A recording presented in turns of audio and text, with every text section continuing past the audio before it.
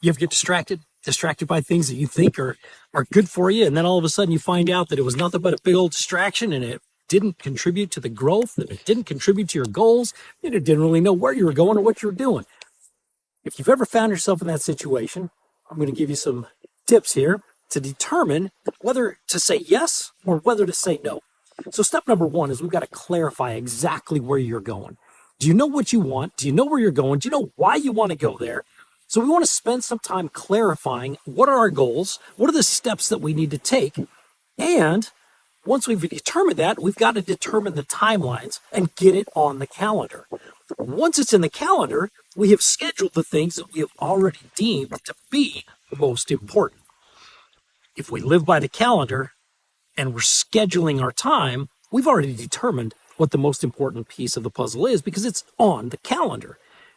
But then here comes a conference, and we decide, should I go to this conference? Is this going to help me? Or is it going to take me closer to my goals? Or is it going to take me further away from my goal? Well, the question now comes through the great filter of, what do I want? What are the steps? What are the timelines? And once we've determined that, and we've gone through the priority process, right? Whether you're using the Eisenhower Matrix or whatever it is that you determine that you're going to use to prioritize your goals, we're going to determine what's most important. And once we've determined that, it all becomes the great filter as to whether you're going to go do a thing or you're not. In that process, we're looking for alignment. Is this thing that I want to add to my calendar, is it going to take me closer to my goal, or is it going to move me further away from my goal? If it's not aligned, if it's not in alignment with what I want, the answer is automatically no. So when people are coming to you with this, that, and the other, it's very easy for you. No. Say it with me. No. Say it again. No. I don't have the bandwidth, or I don't have the time for it. If you want something like that in the future, I need at least a 30-day notice to be able to determine whether I can do it or not. Again, you control your calendar. And just because somebody adds a golf game in there in a time where you've already scheduled to work, well, the answer is no. I'm scheduled to work. I'm working during that time. I know, easier said than done. I get it. But at the same time, you're watching this video for a reason, right? Somebody's got to tell you no. You just have to say no with some of these things. When we're prioritizing, is it a needle-moving activity or is it a distraction? Am I working on the things that are making the greatest amount of difference, or am I pushing paperwork? Huge difference. What is it that you're spending the majority of your time on? Again, we should be around 80% of the time working on things that are moving the needle, 20% of the time on everything else. If you can push it that far. If not, at least a 60-40 split.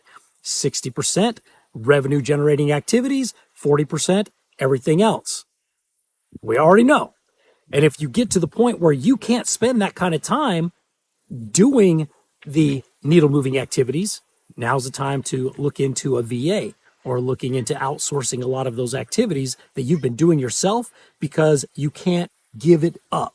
Well, guess what? Now's the time. You're going to have to give it up in order to get the thing done. Now, once we've decided we're going to do some of these added activities, we're going to add them to what we do every day. We're going to bring on something new. Now we've got to review, right? We've got to look back and go, okay, journal it. Did it help? Did it not help? If it helped, great. Let's do more of it. If it didn't help, we've got to push it to the side and do something else. We're going to journal it. We can reach out, ask a third party, hey, is this going to help me move closer? Or what do you think? Did this help me or did this not, or did this hurt me? Asking for a third party from a coach, a mentor, somebody who has your best interest in mind, they'll be honest with you. But don't ask somebody who's not going to give you an honest answer. If you're asking people because you want them to give you the answer you're looking for, that's the wrong move. Don't do that. Do the other thing. The last piece of it is to adjust as needed. We all know we've got to change. We've got to pivot. We've got to look at it. What did we do right? What did we do wrong? Pivot, do something different.